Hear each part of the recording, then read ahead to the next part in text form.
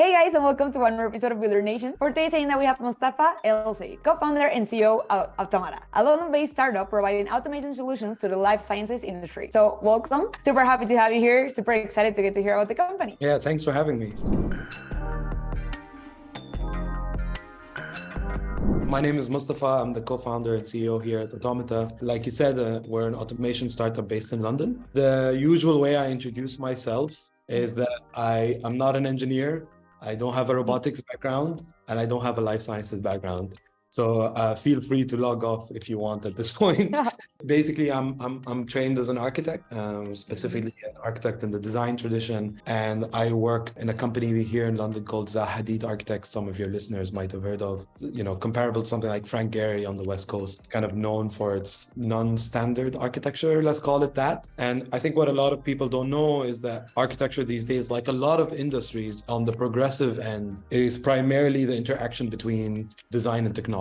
Like, how do you marry your core subject matter expertise and accelerate that and scale that through the adoption of technology? And that's kind of what I did in my previous career as an architect, which is we were kind of the in-house computational team to that office, working on the kind of incredible architecture they produce and figuring out primarily how to design and how to build it through software tools. And that was kind of our first interaction as me and my co-founder with robotics. Advanced fabrication these days is all about automation. And, just quickly, I remember the first time I used a robot, it was 2012. I don't know if you or any of your listeners had this experience when you use a piece of technology that blows your mind. Like, I remember in 2009, the first time I used an iPhone, my friend had one, and I was able to flick through the numbers on the alarm app. That blew my mind, right? I'm like, oh my God, what is this? And through using a robot, it's not that. It was a fundamentally disappointing experience, incredibly dangerous piece of technology, incredibly difficult to use and program. And, for something which you feel is this high-tech piece of the future, I think that's how most of us, when you hear the word robots, it's actually just a dumb piece of metal around some gearboxes. It's a product that is designed for a very small group of people who know how to use them and nobody else. And that was our kind of first interaction with robotics, from where our frustrations and ambitions for Automata were born. What would you say it was the main challenge in order to create the company? Sometimes companies are founded on technological or market insights, right? Like, you either have a deep market insight, like, oh, I can disrupt this go-to-market, or I can disrupt this value chain. Others are built on technological insights. You see this a lot in the biotech industry, right? Like, I have a new way to develop this therapy, and I want to build a company around this. Automata was neither of those. Automata was founded on a relationship, right? Like, me and my co-founder understanding that we work well together and we're frustrated by our previous careers, primarily defined by our frustration, defined by how slow things were moving, and the kind of impact we were having in the world was really low. So that was the kind of beginning of Automata, and we were starting to work on robotics on the side, so it felt like the natural thing to work on. But the main challenge to get Automata to where it is today is easy to describe. A lot of us, and maybe you've talked to other robotics founders, you start robotics companies thinking that the universality of your technology is a silver bullet. It can do everything. It's a robot. It's actually your Achilles heel, right? Because if you're familiar with this idea of product market fit, you can't take a product to market for everybody. There's a few companies who have the privilege of doing something like that, and they tend to be generational and rare. And, I think it's anyway the wrong model to employ for robotics. I think my opinion of robotics has completely changed in the last 7 years I've been doing this, because I think the future of robotics is specific, not universal, actually. And talking about the company and their new releases, I wanted to ask you, if you can talk maybe a little bit about the Automata LINQ.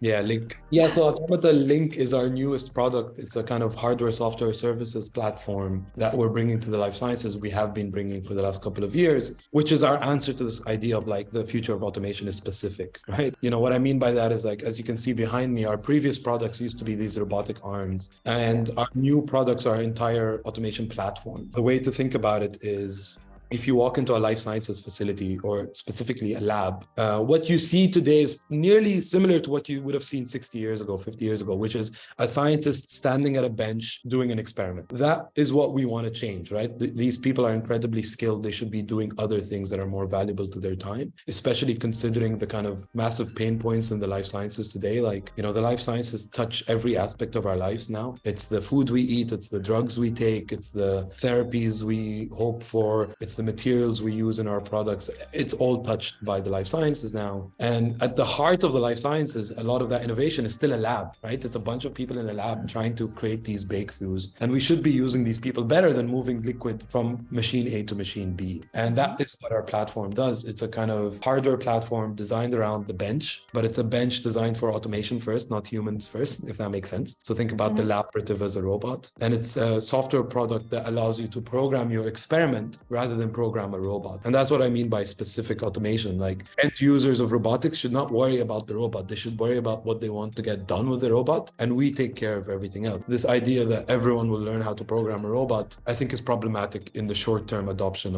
of automation. So that is what LINQ is. It's this kind of hardware software platform designed around an automation bench, which allows you to completely automate your experimentation. And if that's not clear, I have one simple analogy. Hopefully that makes it clear. Think of a lab like your kitchen. And I'll use some fancy words to describe your kitchen. Your kitchen is a capability-centric environment. What I mean by that is you have multiple capabilities in your kitchen: an oven, microwave, a blender. These are devices that do a certain task really well and one task only. That's different than a solution-centric environment, right? A solution-centric environment is something designed to do one thing and one thing well. Think of like a car. It's an accumulation of parts to move the wheels. And that's what a lab is today if they're automated. They're very solution-centric. They do one thing and one thing well. And we think the future of labs is capability-centric. And what that means is you use your kitchen to make a pot roast, to make a sandwich, to make a smoothie. You're using the same capabilities in different order to make different things. And that is the future of labs in our mind. And what we do is we connect that instrumentation of your kitchen through robotics. What we do is we stitch together those devices so that you can automate at the level of an experiment rather than automating at the level of a device. I'm really surprised. I mean, how an architect could manage to come up with this idea, like especially not having this background. Well, the secret here is I didn't. I just hired great people, right? And I think that's been another lesson in Automata. It's like hire incredibly motivated, empowered people, and they'll show you the way forward. And like my learning as a CEO is like learn to listen to those people and learn to listen to when that's the right move to make or not. Like, I think of my role as a plumber, right? Like I unblock decisions. I don't make them. I talk about this a lot. Automata LINQ is our second product, but it's not my baby, right? Like is me and my co-founder's baby. This is someone else's company. I just empowered that person to develop it. And I mean, you mentioned how the day-to-day as CEO is, right? But talking with different CEOs and founders in the industry, most of them are really involved in the procurement process. And I think this is really interesting because especially in the hardware industry, during and after the pandemic, this has been a challenge. Like supply chain issues and everything regarding that. How was that at Automata? Yeah, it was hard. Of course, like anyone else, I won't paint a picture that we had some silver bullet here. It was difficult, right? Like supply chains were biting us. And, when you had this demanding customer on the other side of the line who had a really important project, like, one of our big projects that you can see online is at the time of literally at the middle of COVID, we're building this massive facility for the NHS here, which is the Central Health Authority here in the UK, to massively automate some COVID testing. And like timelines was everything, right? We were trying to take them from 10,000 tests a day to 100,000 tests a day, which we ended up doing. But supply chain was a problem. But also at the same time, supply chain is a clear example, or manufacturability, which is one of the first hurdles for hardware companies. You see a lot of hardware companies die at that hurdle, right? Many will not make it. And then generally after they make that, they generally die at product market fit, which is a really interesting cycle for hardware companies. Of what I'm talking about hiring incredible people, right? In this case, our head of manufacturing, who came into Automata, had a clear vision of how we would build this product and was able to articulate it and build a team around it, and, massively challenged me. And sometimes to a lot of friction, right? Because like I hired him, I was like, we're going to launch this robot in a year. After 2 weeks, he came to me, he's like, look, we can do this, but it'll take 2 years. And you have to listen to that experience sometimes. And also he's like, we're not going to build it the way you think we're going to build it. We're going to build it like this. And sometimes the downfall of engineering founders, right? They engineer to perfection, and then this thing is only manufacturable in a certain supply chain and a certain contract structure. Purchasing and the procurement process and all of that, it's been tough. And I've heard it from different founders and CEOs in the industry, especially in the last couple of years, but thank you so much for sharing. And I found really interesting because most of them, like, either they have an actual system in order to organize all the procurement, or they use Google spreadsheets. We've done both, right? We ran the company on Google Sheets for a while. That gets dangerous quick, but that's a whole other conversation. And one of the last questions, like, where do you think, I mean, from your point of view, where do you think the future of the robotics industry is going? Look, I definitely share the vision that robotics will be an omnipresent technology in the future, right? Like more and more industries will automate. COVID was an incredible accelerant to that. Again, I still think on the short and medium term, the path to global adoption is specific penetration. And I use that word very carefully because I do think this is what it's about. Get the stuff into useful use cases as fast as possible so more stakeholders understand that it's important. The way we think about the future of, let's say, robotics in the life sciences is that what's happening in the life sciences, which is happening in a lot of industries outside just manufacturing, is that modern tool chains are being built. Modern tech stacks are being built. And robotics is absolutely part of that tech stack. And our ambition is to be part of that tech stack in the life sciences. Perfect. Thank you so much for sharing. Totally agree on that. And last but not least, do you have any advice for future entrepreneurs or CEOs starting on this path? The lesson of Automata is the lesson of focus. Be passionate, be seduced by your tech, but don't let it blind you to the realities of trying to make this tech useful in a market. Balance those two things, right? Like use that passion to build the best team you can build, but in the same time, use that focus to drive that product into a market that truly uses it. Something we believe here at Automata is automation is only viable at scale.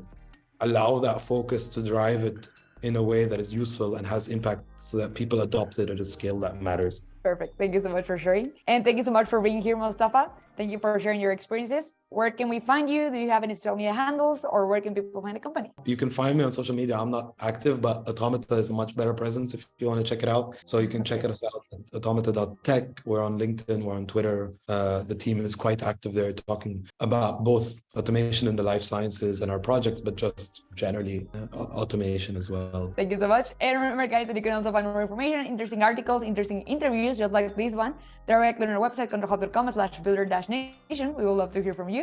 And once again, Mostafa, thank you so much for being here. Thank you so much for taking the time. I know it's nighttime for you, so I highly appreciate it. No worries. And hopefully we'll get to see you soon. Likewise.